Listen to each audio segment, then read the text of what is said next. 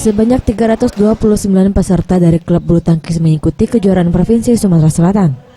Dalam kejuaraan ini dipertandingkan kelompok pemula di bawah 15 tahun, remaja di bawah 17 tahun dan taruna di bawah 19 tahun. Kabit Turnamen dan Perwasitan PBSI Sumsel. Untuk pemenang di setiap kelompok putra dan putri akan dikirim mengikuti kejuaraan nasional di Solo yang akan digelar 6-10 Desember 2016. Jadi nanti untuk juara untuk pemula, remaja dan taruna itu juara 1, juara 2 dan 3 bersama, putra putri. Double Pak? Atau ganda juga ada. Di ganda kelompok remaja dan taruna saja. Salah satu atlet muda yang mengikuti kejuaraan ini, Sofian, mengaku melalui kejuaraan ini setidaknya ia dapat mengukur kemampuan dan teknik bermainnya. Karena selama ini hanya berlatih namun kurang jam terbang dalam pertandingan. ya lebih banyak lagi latihannya, kurang latihan lagi. Kenapa kalau lebih banyak lagi Sofian? Ya lebih bagus, lebih bagus. Kayak kita tambah koji mainnya. Hal senada juga disampaikan Ruslan Usman, pelatih klub bulu tangkis Palembang, yang mengungkapkan bahwa untuk di wilayah Sumsel sendiri, dari segi penyelenggaraan kejuaraan di tingkat lokal menurutnya masih sangat kurang, berbeda dengan di Pulau Jawa yang rutin menyelenggarakan turnamen.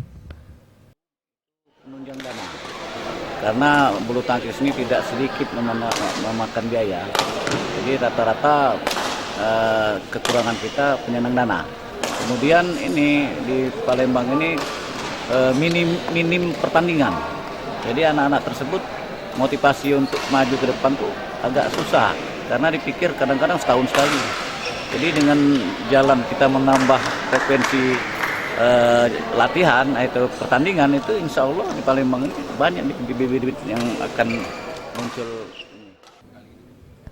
Menanggapi hal tersebut, Dansah, Waketum 1 Pengprov PBSI Sumsel mengatakan, PBSI Sumsel akan semakin rutin menyelenggarakan kejuaraan di Sumsel, baik skala lokal, nasional, bahkan internasional.